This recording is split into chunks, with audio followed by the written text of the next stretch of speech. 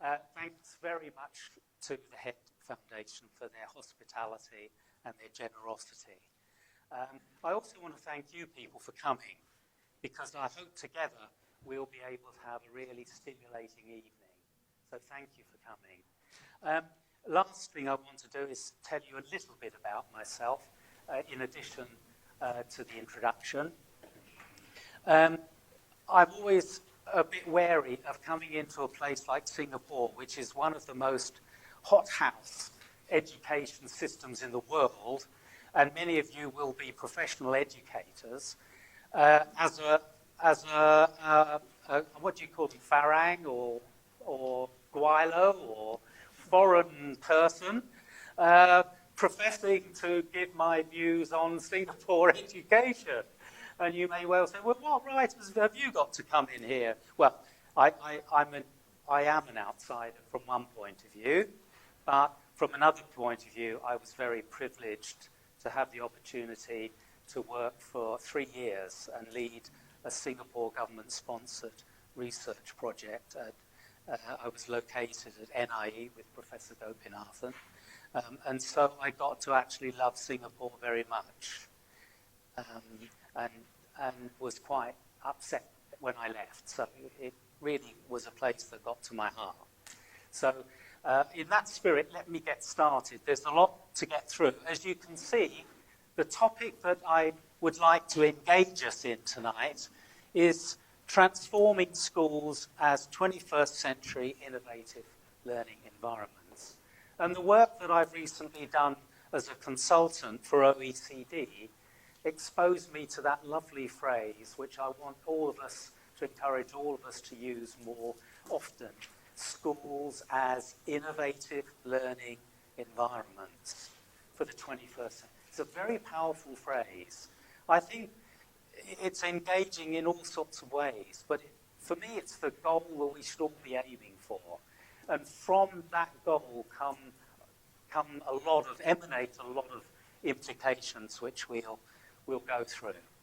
So before I start, I want to outline my argument. And speakers don't do this enough. I want to carry you along with me as much as I can. Of course, you're at liberty to completely disagree or disagree with some of what I'm saying, and that's natural and understand. We can have a debate on that. But I want you to know my argument. And it's a 4-stage argument tonight. The first assumption of my argument is knowledge-based economies demand new forms of curriculum, new ways of teaching, pedagogy, and new assessments. And those together make up the innovative learning environments that we're trying to formulate. But new forms of learning environment also require new configurations of leadership and organization. And I would argue that we've done far more research and far more writing and thinking about curricula, pedagogy and assessment than we have leadership and organization. And although I'm interested in schooling generally, my own specialism is more leadership than curriculum and pedagogy, leadership and organization. And I want to illustrate some of the points of my argument with Singapore as a focus, because that's, I suspect, what most of us here tonight are most familiar with. So I'm going to draw some starting comparisons, first of all, between Singapore and England. I'm going to move on to the knowledge-based economy and what is required to change schools to cater for the knowledge-based economy. I'm going to introduce you to the model that I developed and OECD have now adopted, called the school design model. I'm going to draw some further implications of the knowledge-based economy for classrooms, teachers, school organization and leadership, particularly using phrases that are becoming more and more commonplace in the lexicon of teachers and principals: school-wide, school deep change, scaled up and sustainable. You know, we're much more precise in our language nowadays than simply change schools. reform schools. We talk about scaling up and sustaining change and these sorts of concepts. And then I'm going to end a bit more controversially, I suspect, with some probably rhetorical questions about Singapore's future and where a redesigned system of education for Singapore should or could head. I want to introduce you first of all to some startling, I think they're startling, comparative data on the English and Singapore systems. And in most of the PISA tests, as you know, Singapore is right up in the top 3 or 4 in maths, English, and so on, reading, science, and so on, higher than England. But then my argument is nearly all of the top systems are either small or Asian, or both, small Asian. Finland isn't Asian, but it's small. So there's clearly an logistical advantage to being small, and I certainly think that is the case with Singapore. When you think of the complexities of England, look at just the population, 50 as opposed to 10 times. You look at the number of primary schools and secondary schools in both systems relatively. You look at the size of the primary and secondary. One of the things that's startling about Singapore is the huge average size of schools here comparatively. And the other anomaly there is that primary schools are bigger than secondary schools on average, which is quite different in many other countries, especially England. The number of teachers, look at the difference between the two countries there, startling too. And as you would expect, the number of students in primary.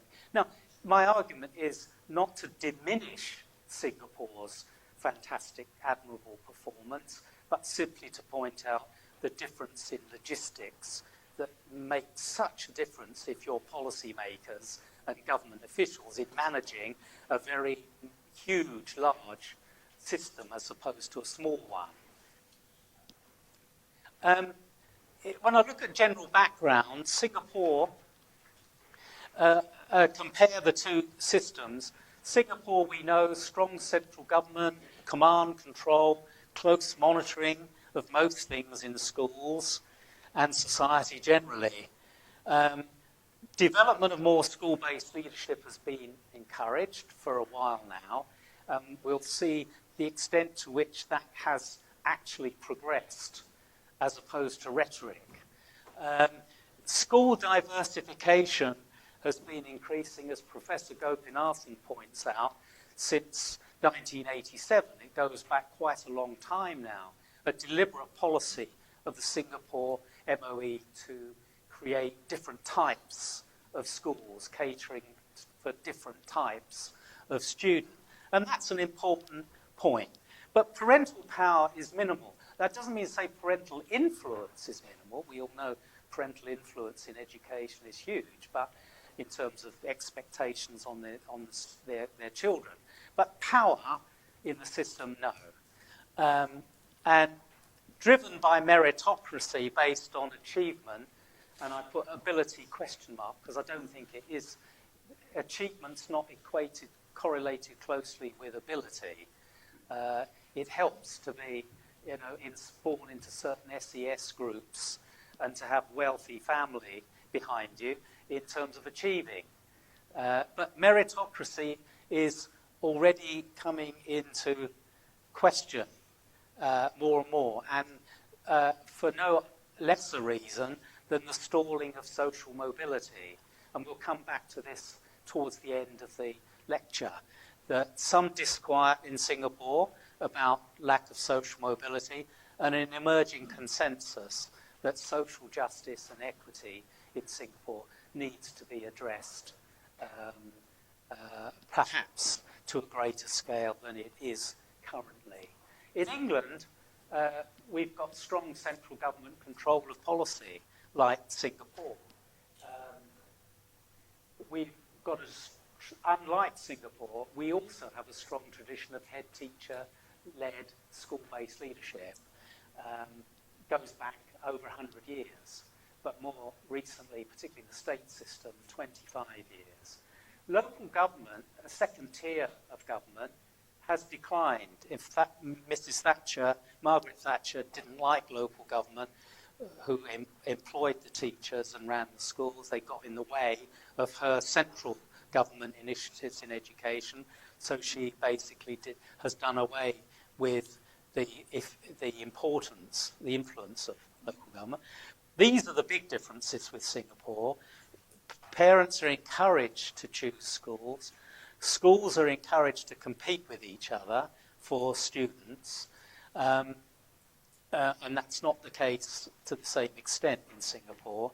And unlike Singapore, there has for many years now been a real attempt to close achievement gaps between higher achieving, low achieving students and promote social mobility. That's not to say they've succeeded, but there's certainly been lots of initiatives and government policies to address those. So those are just a few of the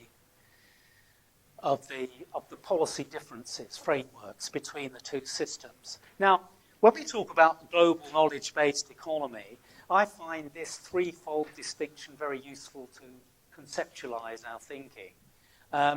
Academic competencies are very much a part of that, the basic subjects by which we organize the curriculum. But these are the two, I suppose, additional areas of competencies that we want to promote more and more, and that's true of schools in systems throughout the world. Thinking competencies, and I group those in that category, and then workplace competencies, which include those. And I think those of you familiar, as most of you are, I think, with the Singapore curriculum, will identify with some of the recent changes in the Singapore curriculum to encompass those. But later on, I'll come back to this theme in particular, because I've been very influenced by one of my heroes, academic heroes, David Hargreaves, who I think is a tremendous thinker, has been for many decades in education, ex-Cambridge professor, David Hargreaves, not Andy, but David Hargreaves, who argues and convinces me in the process that we need schools to reflect future workplaces. So, if you're architecturing and designing what goes on in schools, the processes of learning and teaching, how can we redesign schools to mirror or reflect these sorts of workplace conditions? He argues that what's wrong with schools is they don't mirror and reflect the sorts of these competencies enough.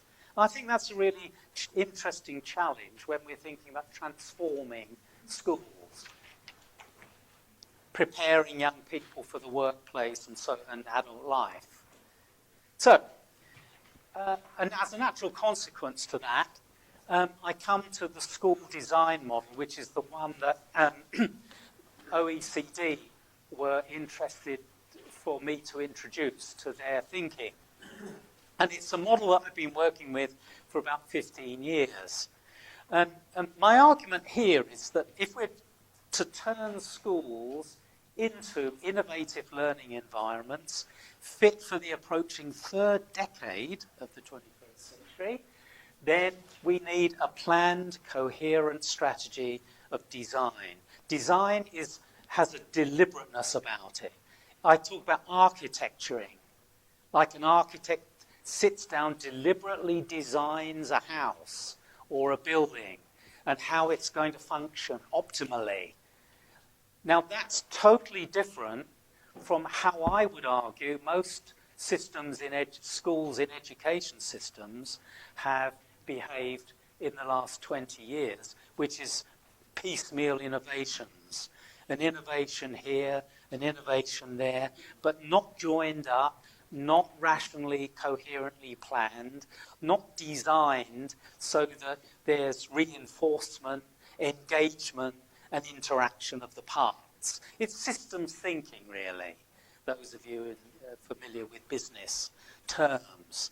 So my school design model is very much different from it's a transformation, whole school, coherent design, a way of thinking. And I first published it in 2000 in my school, Designing the Learning Centred School. So, in one diagram here, to simplify it for you, I've tried to encapsulate the main points of it. And what I'd like to point out, first of all, is it's really a backward mapping process. So where do we normally begin? In leadership, typically, we leaders, or those of us who research leaders, start at the top. Leaders, we start with leaders. They're the top people, and then we work down through the organisation. No. I start with the client, or in our case, the student, and work back. So the last stage, backward mapping. I think through, first of all, what we need students to be able to do, to think, to perform, and then I work back in terms of the implications of all that, eventually through the organisation to leaders and leadership on how we need to run our organisations. Now, that's not original. Many of you will recognise that backward mapping concept I took from two people in particular. One was Richard Elmore, the well-known Harvard professor of education, who wrote about backward mapping in the 80s, but he didn't employ that concept in the same way that I've done. I borrowed his concept and applied it to my school design model that I was thinking through. And the other is the bestseller that many of you might have read, Stephen Covey. Isn't it The 7 Habits of Effective People or something? He talks about backward mapping. Why? Because history's littered with policy failure implementation. Because we start from the top and work down, and by the time it gets implemented, it's looking very different from how... Well, so Covey suggested, well, why don't we start from the bottom? And then we're more likely to engage that endpoint after the whole policy process is implemented. I find that's convincing. So this is the essence of this model. This is where we start. What knowledge-based economy, knowledge and skills do students need? And these are some of the most important ones that fall into that second and third categories that the slide, a couple of slides ago, the workplace competencies and thinking competencies. And they're things which the traditional curriculum is weak at. You know, the traditional curriculum doesn't do these things. I don't care whether it's in Singapore or UK or wherever. These are not the basis of the strength of the curriculum. But I'm arguing they have to become the strength moving forward. So, if we're to engage with these more than superficially, what are the implications backward mapping for the curriculum? And I emphasize the things that we need to change involved. So, transdisciplinary knowledge, which we have the core learning disciplines, but we don't have the transdisciplinary knowledge, which these are required. These require transdisciplinary knowledge. You won't deliver these through core learning disciplines. And then working backwards from the curriculum, what are the implications for instruction and pedagogy? Well, the traditional means of instruction and pedagogy also won't deliver those to greatest effect. So we need to get into more constructivism. And then backward mapping again to the next stage, what forms of assessment and standards will we need to enable teachers and the curriculum to deliver on these? more formative assessments. Some of these are hard to assess summatively. So an emphasis, much greater emphasis on formative. And all of these implications for change have, of course, ramifications for teacher professional development and indeed for leadership development and the whole concept of professional learning communities, which, if you're in Singapore education, you will be very familiar with. Singapore, to my knowledge, is the only system in the world that has every school as a professional learning community in whatever guise it takes. I don't know of any other system that's required. Emily doesn't like me saying obligated, but required schools to be PLCs. And good for it, because they are very, very, in my opinion, very effective ways, potentially, of delivering successful professional development.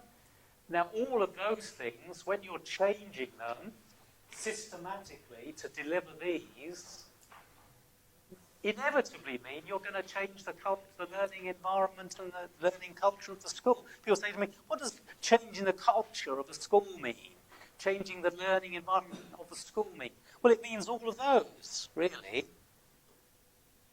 Learning a culture is an amorphous mass of all of those, changing those things.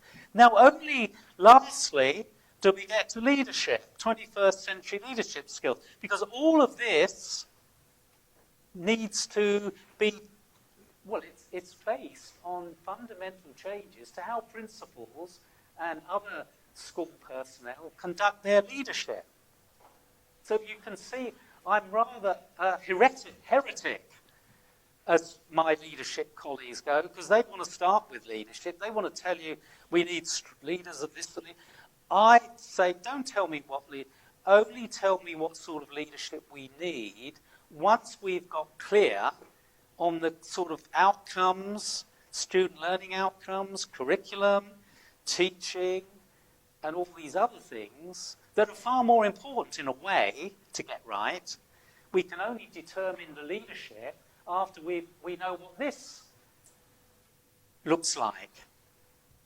So 3 that I've picked out are really important. Learning-centered leadership, which in the old days Americans still called instructional leadership, but the British don't like the American terminology, corrupt the English language. Sorry if you're American, but it's really a loving relationship. Expansive distributed leadership, not distributed, because distributed leadership means I'm going to dispense it. You know, as a principal, I'm going to hand out some to you, some to you. Some. Well, that's not what the whole concept is about. It's about empowering people. It's not about me handing it out, generous, you know, in a generous way. That's nonsense. So it's about time we stopped using distributed leadership. Please, don't ever use it. If you see anybody using it, dismiss it. And community and system leadership, which is much more now about thinking as a school leader beyond your school and putting as a priority your responsibility, your bigger responsibility to the system. You're responsible for the learning of children in the system, not just your school. So in the Anglo-American world, and particularly Scotland, where I'm working at the moment, there's a huge emphasis, and England, huge emphasis on the best principles becoming leaders of education and spreading good best practice across the system. Because that's the way we get better schools, more better schools. Not by diktat or bureaucratic policy announcements. It's through good professional practitioners engaging with less good professional practitioners, coaching, mentoring, and passing on good practical knowledge. Okay, so that's the model. I want to just come to this, which is some one of the tables in a very large system-wide longitudinal study that was conducted at NIE, which showed in Singapore the number of proportion of classroom events. But at the time, this was some years ago now, 2009, but roughly 60% in primary, 62% in secondary school of all the classroom events that were counted and monitored in Singapore classrooms were classed as whole class lectures, demonstrations. So it meant that the residue, something like 35% plus, were individuals work, small group work, okay? And it seemed, as a result of this research that Professor Hogan, Gopinathan and others were involved in, was to report to the Singapore government that there should be some slight rebalancing, a way to reduce the 60%, 62% down to more towards the 50, right? Now, I want you to contrast that with the UK situation, which is really interesting. In the same year, some research in the UK showed 75% of UK classroom activity was individual and group work. So UK had for many years been moving towards so-called progressive, constructivist teaching, pedagogy, to the extent that 3/4 all the classroom activity was that. But because of our learning, so-called, our policymakers' admiration for what was going on in Singapore and elsewhere in Asia, government policy has had an influence, it seems, because by 2014, that 75% had dropped to 50%. So even now, that's regarded as insufficient, a move away from seek work. This was called seek work, right, which has dropped from 75 to 50, and we want to drop it even more towards whole class teaching. Okay? So in the words of the main researcher, Dave Reynolds, whole class interactive teaching with the teacher exploring pupils' knowledge through questioning was far more effective than seek work, where children work through exercises themselves. So you contrast that with Singapore's rebalancing, and what you've got is this. You've got a movement, a balanced, considered, cautious movement in Singapore schools away from whole class teaching. And in England, you've got a fairly drastic readjustment in teaching methodologies away from individual group, small group work towards whole class teaching. So we're both moving towards the centre ground. I thought that's quite interesting to reference because not many people do know that.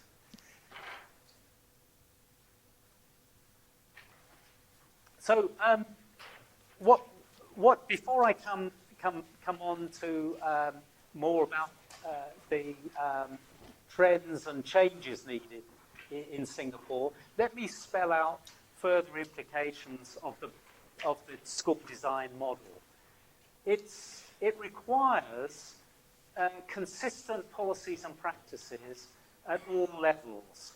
When you get that at classroom level, sub-school level, whole school level, district level, cluster level, district level, and national level, then you're really getting a synergy effect, which we know from research, where you get reinforcement of the same ideas at different levels in a system of education.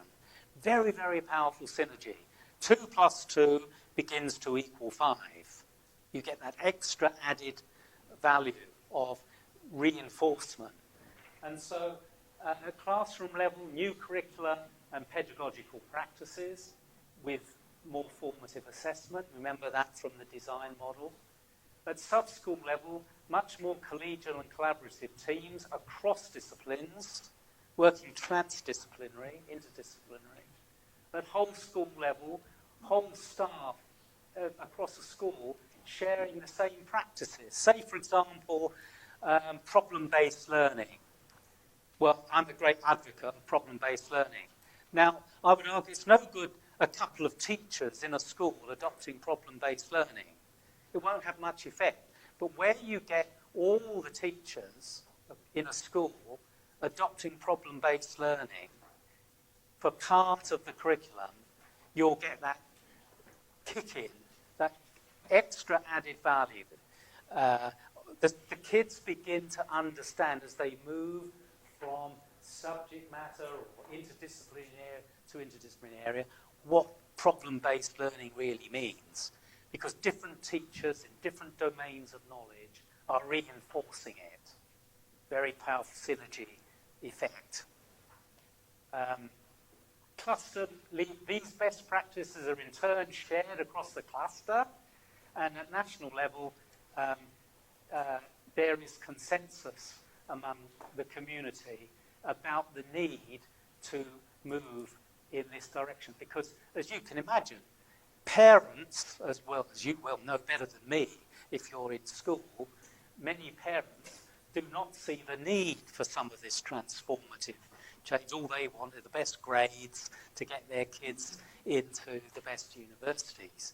So this consensus, this educating without patronising, educating parents and community is a really important function. And then, I won't go through all of these, I'll leave you to read them, but they're well publicised, aren't they? These are the sorts of skills, the innovative learning environments of the 21st century. The schools in Singapore's classrooms, as elsewhere, should be promoting these areas of skills and working practices more and more. As I said, I won't list them. And then moving backward mapping through my school design model from the classroom, we come to these interesting areas. We need, surely, to regroup teachers. For example, if we're putting on problem-based learning for the children, and I've seen some fantastic examples in America of, kids, one comes to mind of 13-year-old year 3 secondary 3 kids, who, it's the most difficult age, isn't it? 14-year-olds, basically. Very difficult age. Low ability, low achieving kids, being given the most wonderful problem-based learning exercise, like a scenario of a mountain with a chemical factory at the top of the mountain, with streams going down one way to the sea, and another stream, river, going down to a big city. Chemical factory at the top of the mountain, okay, and a crisis, a chemical spill. That's the problem, chemical spill, right? So the kids are given the chemical formula of the spill. They're not told exactly, they're given the formula so they work out what it is, right? They then have to look at geography contours to work out, is this chemical spill going out into the sea? Still a problem, but less of one. Or do the shape of the contours suggest it's going down to the big city of 3 million people below? Because if so, my God, we've got a real crisis. We've got right? Maths, of course they find out it's going down to the city. Maths, how much time have we got to warn the city, to prepare for the impending crisis, given the gradient of the river, the speed, the volume and speed of the water, okay? And then all the social sciences and studies come in. Who are you going to warn in the city to take action? Fire, police, ambulance, hospitals, schools, it's the most wonderful problem, and you should see these kids react to it. Because kids love problems. We kill learning in kids too much by teach. Kids they love problems, and how can I solve problems? It gives them that. People talk to me about creativity. The creativity isn't necessarily drawing a wonderful bit of art. Creativity is coming up with a solution to a real-world problem, thinking outside the box. And for that, you need a real big problem. Kids love it. Anyway, enough of that. I could go on for hours about problem-based learning. But to do that, you can't rely on one teacher. You need the maths teacher, the geography teacher, the sociology. You need teachers to come together, don't you, as teams, groupings, and timetabling. You can't finish after an hour or 45 minutes, the bell rings, because you're halfway through the problem. Flexibility. We need flexible schools who can build their malleable, who can build their timetables around the curriculum, not build the curriculum around the timetable, which is what most schools do. And then physical configuration and layout. Need to reconfigure our curriculum, Wi-Fi, and so on. Okay. So we come now to the leadership bit at the bottom bit of the model. And in this book, Leadership, Capacity Building, School Improvement, I set out all of these concepts of leadership, written in 2012. So these are three areas of leadership that are really important for the learning, for the school design model. A much greater emphasis on learning-centered leadership, not administrative leadership, but principals who are much more engaged in curriculum and pedagogy. And also, I point this one out particularly, closing gaps between high and low achievers, the equity, social justice. This is undervalued traditionally. It needs to be promoted and to its rightful place as a key responsibility of school principals, and I include Singapore principals in that. To what extent, if I was evaluating Singapore principals now, that would be one of the main criteria. What have you done, or why haven't you been able? That's a very good question. Why haven't you been able to close the gap between low achievers and high achievers in your school? I want to know why. Okay. Then I would come to distributive, not distributed, expansive leadership. Nurture leadership in your colleagues, in your staff, empower teachers. All of these things, I won't go through them all, you know them well. Lots of team building, research evidence-based practice. We need leadership that's based on informed practice, just as we need teaching based on evidence-informed research. And then we need community and system leadership that embraces. One of the interesting things that we're moving to in England and Scotland is schools as centres of delivering social services.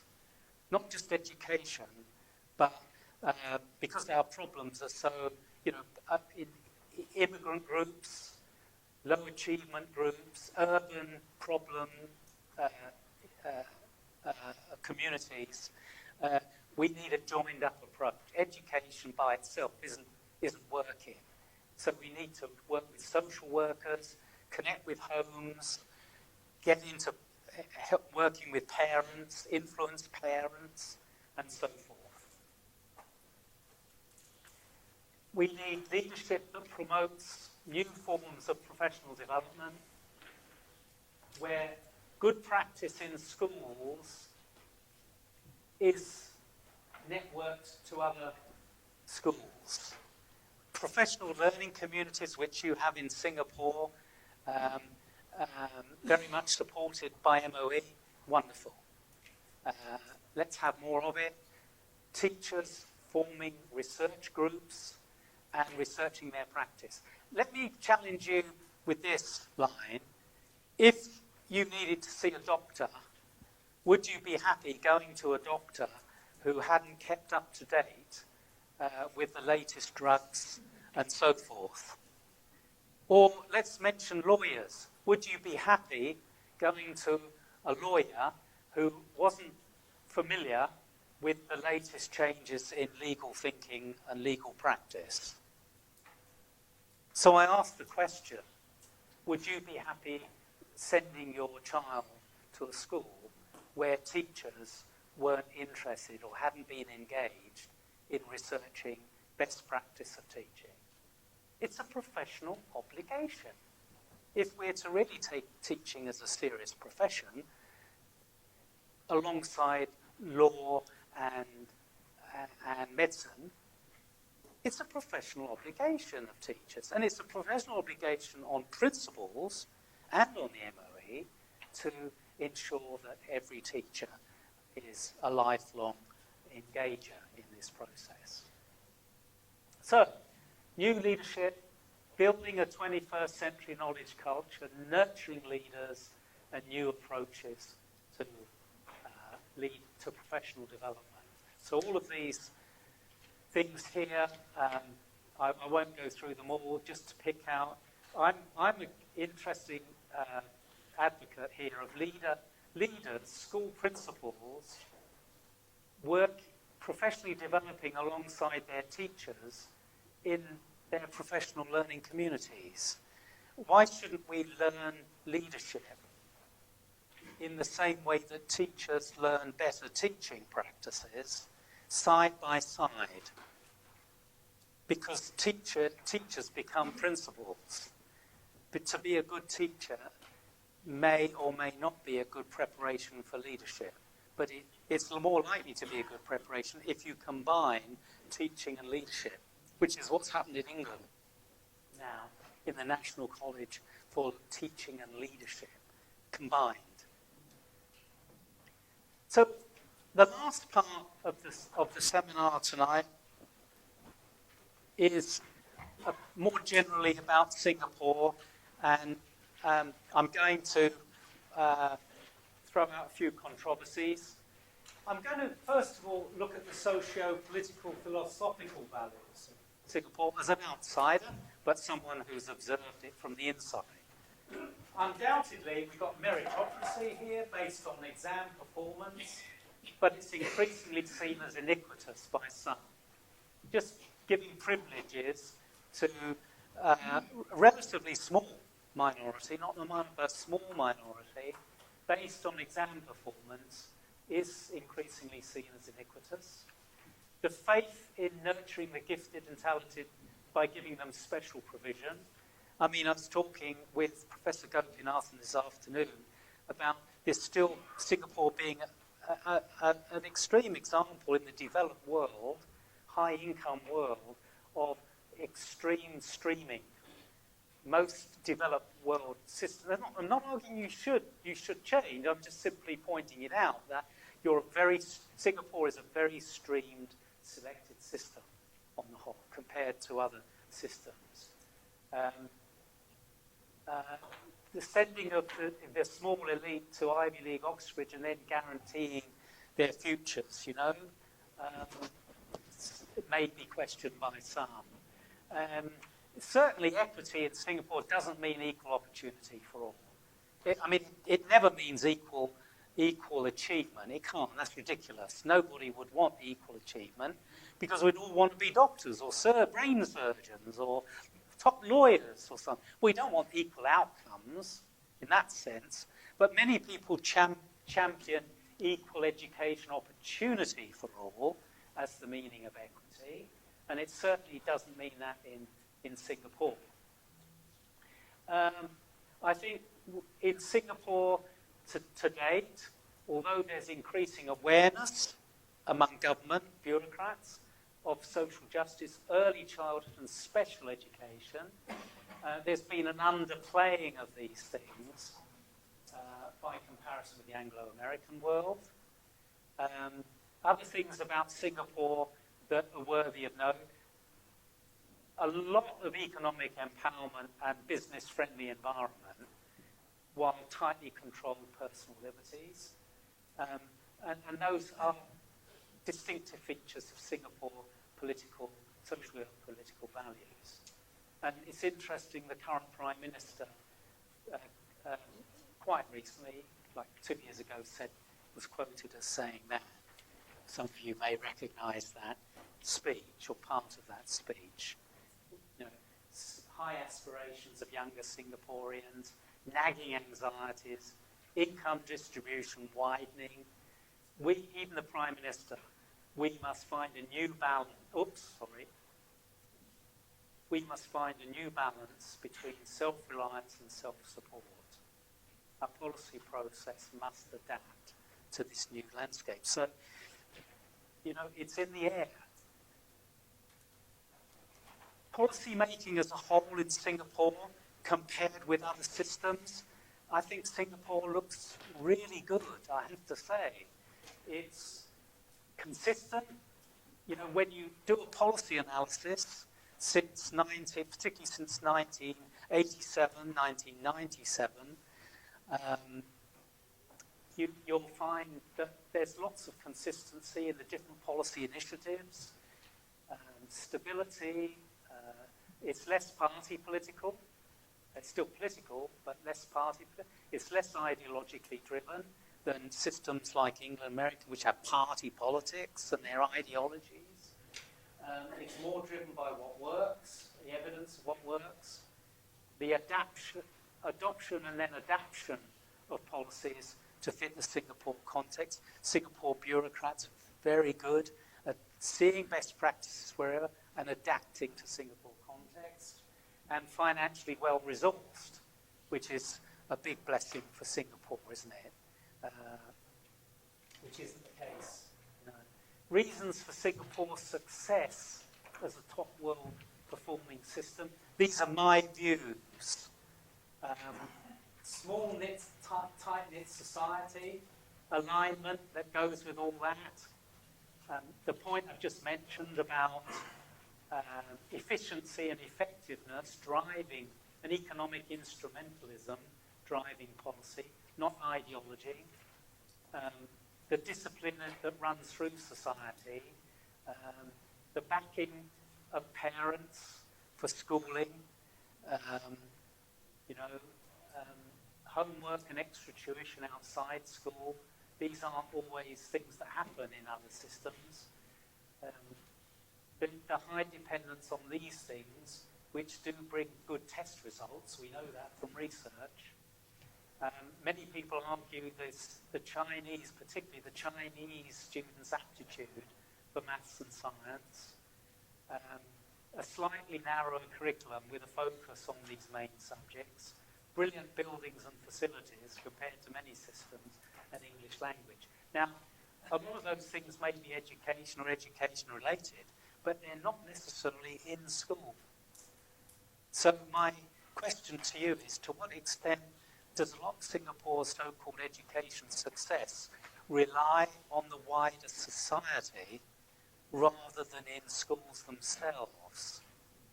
I think that's a really interesting question. So, maybe Singapore, when it comes top in PISA maths, or second to Shanghai, have to mention that.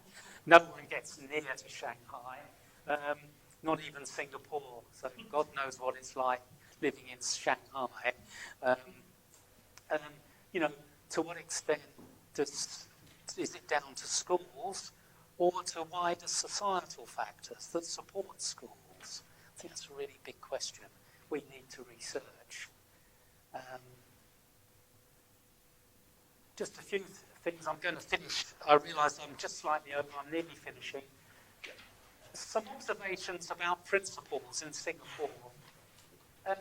What struck me when I was working here and researching and talking with many, many principals is the tremendous tight-knit 360-degree appraisals that go on, right from the time a teacher starts to the time that he or she may end up as a principal. basically, without exaggerating too much, the same group of people over many years of appraising the same group of teachers get to know those individuals extremely well. And you get a 360 degree over many periods of time. And colleagues, what that means is that very few, if any, teachers get to become principal. You know, such is the tremendous selection devices put in place stage by stage. Now, that's a really big issue. You may not think much of that, but it is possible in a country like England to absolutely mess up as a head of department in London, right, and apply for a job in Scotland, totally different system, and as long as you've got a few good referees, or friendly referees, to get the job of a principal. Because you don't have that very close, tight-knit knowledge of people, of individuals, that you've got. Back to our early point, smallness, logistics, they go a long way to help and explain Singapore's success. You know, you know who the good people are around. They can't bluff. They can't, you know. Anyway, policy, the questions here is, if policy is more diverse schools and curricula, does the system need more principals with diverse values and talents? One of the criticisms, or one of the questions, not criticism, one of the questions I had when I was, you know, everything's done through, teachers come through NIE, they go back to train in leadership at NIE, and in some ways that's a remarkable strength of the system. But as often, so often in life, there's a trade-off. That there's a tendency, particularly with the 360-degree appraisal, performance management, the same people with the same values, selecting probably people like themselves, and being trained at the same place, doing the same program. My question to you is it time moving forward, looking forward, to start thinking about having principals whose values perhaps are a little less aligned and in agreement with, so all the principals think. One of the most remarkable things I found when I was interviewing principals here, I said, tell me your values. And they dropped them out in interview. And I'd look at MOE's values, I said, they're the same. They're exactly the same as MOE's values. So they didn't turn. No, I said, I want your personal values. Because how can you go through life as a dedicated professional, like the doctor or the lawyer, as a professional educator, and come the last day at work, somebody turns up to interview you from the press, say, says, Miss So-and-so, you've had a lifetime as a teacher in the Singapore system. What is your philosophy? What is your value of teaching? And there's something a bit sad, forgive me, if you just simply trot out MOE stuff. You know, I want to, you by all means align your values, see them as two stages and how to relate them, but just to, don't you have a personal, professional set of values that you've thought through in a lifetime career? I think that's woeful for any teacher or principal. So that's one of the things that struck me. And I think this point of matching is very important. Matching the principal to school. Moving towards the end, sorry, I keep saying. Tension between, as a principal of the future, how are you going to meet this meritocracy thing, principle, but at the same time engage with equity? And how do your values cope with equity? I think that's an area of increasing importance.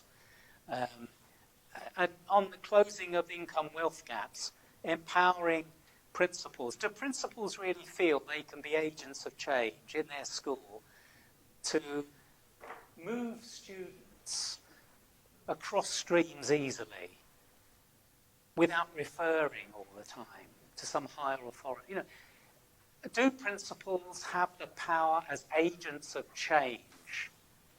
Because it increasingly seems to me to be those fine-tuned, at the coal-face decisions that are going to lead to a flexible, responsive school system of an innovative learning environment, not waiting for some bureaucracy to hand down standardized rules.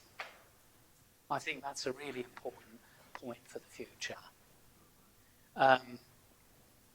In other words, how are they going to finesse the line between control and autonomy? Just recently, I happened to be looking up the PISA data, and interestingly, I found Singapore near the top of all the performance stuff, but below the average on the school autonomy index, which shouldn't surprise us.